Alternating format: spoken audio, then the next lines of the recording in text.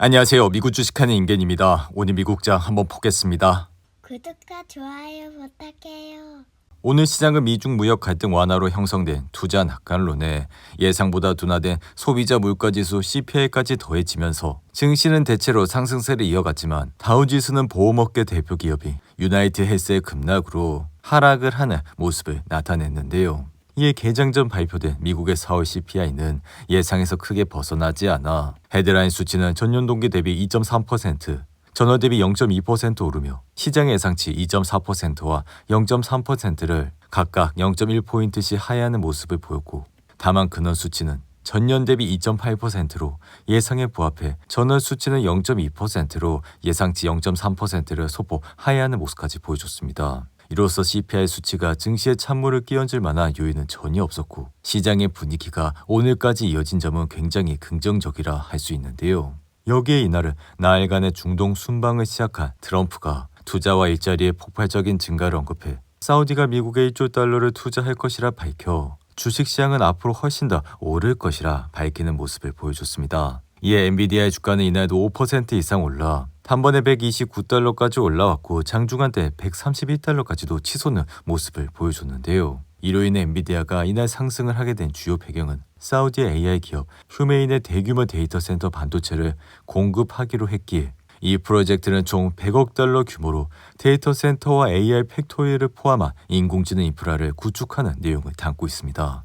이에 젠스랑은 사우디 미국 투자 포럼에서 이 같은 파트너십을 발표했고, 엔비디아는 다시 사우디라는 중동 국가들의 AI 칩 공급을 시작하면서 다시 한번 새로운 가능성을 열 수 있게 됐다 생각이 들어, 이와 함께 이러한 프로젝트는 트럼프가 첨단 기술 수출 규제를 완화하면서 가능해졌기에 미국은 그동안 자국 안보를 이유로 중국과 일부 국가로의 기술 수출을 제한하고 있었지만 이번엔 트럼프가 중동 방문에 맞춰 수출 규제 일부를 완화할 것으로 알려져 바이든 행정부 시절 만들었던 제안은 트럼프가 이를 과도하게 복잡하고 미국의 혁신을 저해하는 규제로 간주해 왔기에 이러한 상황에서 엔비디아는 마이크로소프트와 아마존 그리고 메타와 같은 소수의 대형 데이터 센터 사업자에게 집중된 AI 가속기 시장을 이제는 새로운 수요처를 중동에서 확보했기에 다시 한번 주가는 큰 폭으로 상승을 하고 있는 모습을 나타내고 있습니다. 이에 휴메인은 사우디 국부펀드가 소유한 AI 전문 기업으로 데이터 센터와 AI 인프라를 구축해 아랍어 기반의 생성형 AI 언어모델도 개발할 예정이라 지난 CES 2024에서도 웨어러블 AI 기기인 AI 핀을 선보이는 모습까지 보여줬는데요.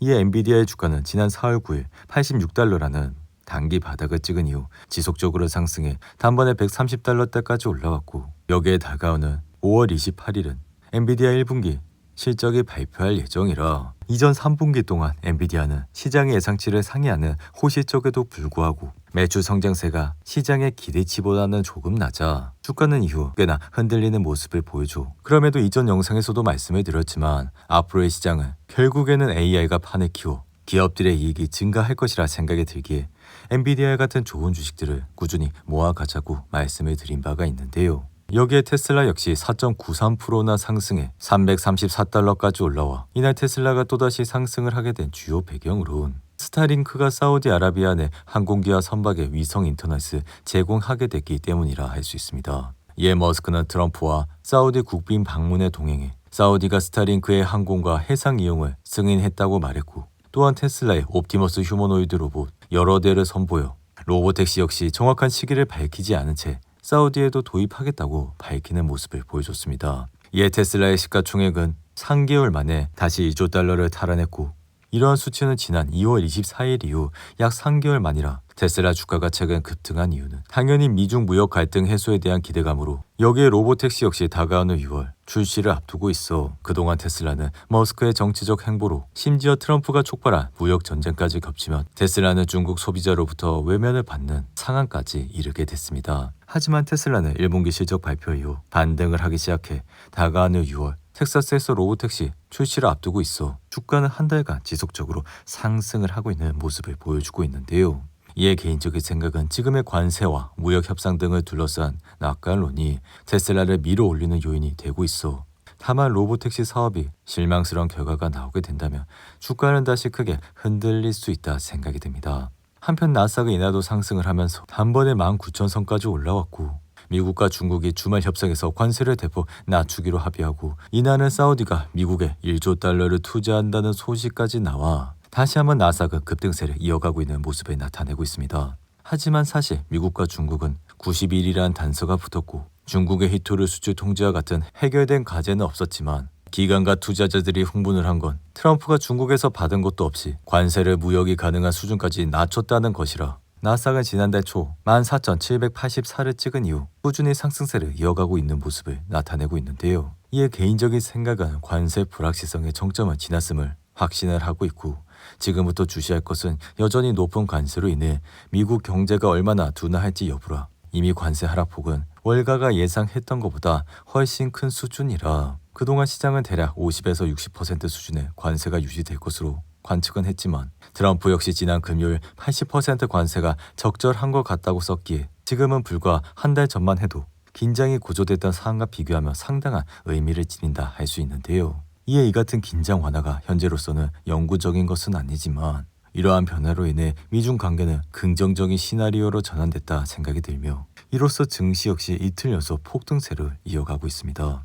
이에 개인적인 생각은 앞으로의 증시 상승의 여부는 경제가 앞으로 계속 냉각될지 여부라 지금 해결된 무역 협상은 큰 의미가 없는 영국과의 합의뿐이며 관세율은 여전히 높기에 사실 중국산 반도체와 의약품 그리고 철강과 알루미늄, 품목 관세 대상은 인하 대상에 포함되지도 않아 여전히 중국은 히토류 수출 제한을 해제하지 않았고 또한 펜타닐 관세에 대응해 부과했던 미국 농산물에 대한 15% 관세도 그대로 유지되고 있다 할 수 있습니다. 이에 중국 관세율이 90일 동안 145%에서 30%로 낮아졌지만 수입이 계속 급증할 것으론 기대하지 않아 이번 조치는 기존 관세에 더해지는 30%의 관세는 여전히 가격 인상을 의미한다 할 수 있는데요. 하지만 지금 나스닥은 기업의 긍정적 주당 순이익과 안정적인 거시경제 지표 그리고 개선되는 무역 관련 발언을 근거로 단기적인 상승세를 이어가고 있는 모습을 나타내고 있습니다. 이에 팔란티어의 주가는 이날 8% 이상 올라 단번에 128달러까지 올라갔고 지난 5월 2일 124달러까지 오르며 52주 신고가에 근접했지만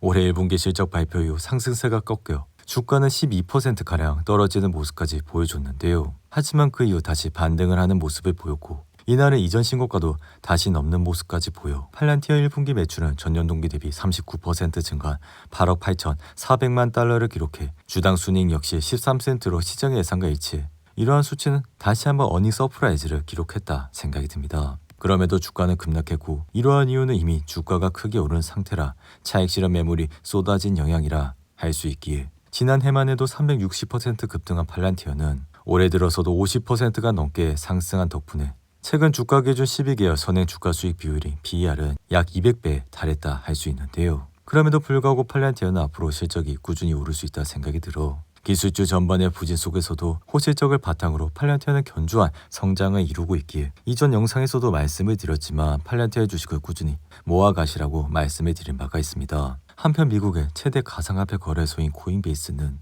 S&P 500 지수에 편입이 됐다는 소식에 이날 주가는 무려 24% 가까이 급등했고 이에 코인베이스는 지난 4월 7일 142달러라는 단기 바닥을 찍은 이후 상승세를 타면서 5월 8일 1분기 실적을 발표했지만 1분기 매출은 지난해 같은 기간보다 24% 증가한 20억 3천만 달러, 수익은 6,560만 달러로 1년 전보다 90% 이상 급감하는 모습을 보여줬는데요. 그럼에도 불구하고 코인베이스는 다시 한번 S&P 500에 진입했다는 소식에 장중 내내 상승을 하는 모습을 보여 한때는 260달러까지도 올라가는 모습을 나타냈습니다. 이어 시가총액 1위 기업 마이크로소프트는 이날은 약보합 상태로 마감해 449달러까지 내려왔지만 이미 1분기 실적이 시장 예상치를 넘어가는 모습을 보여 앞으로도 좋은 흐름세를 이어갈 것이라 여기에 연례 최대 개발자 컨퍼런스인 마이크로소프트 빌드 2025가 20일에 개최돼 매월 5월 열리는 마이크로소프트 빌드는 개발자와 엔지니어를 비롯해 IT 산업 입문자까지 한자리에 모여 새로운 기술과 지식을 공유하는 자리라 이번 행사는 사티아 나델라가 연사로 나서 다시 한번 AI 기술을 통해 전 플랫폼에서 어떤 혁신과 기회를 만들어 나가는지 공유할 예정입니다.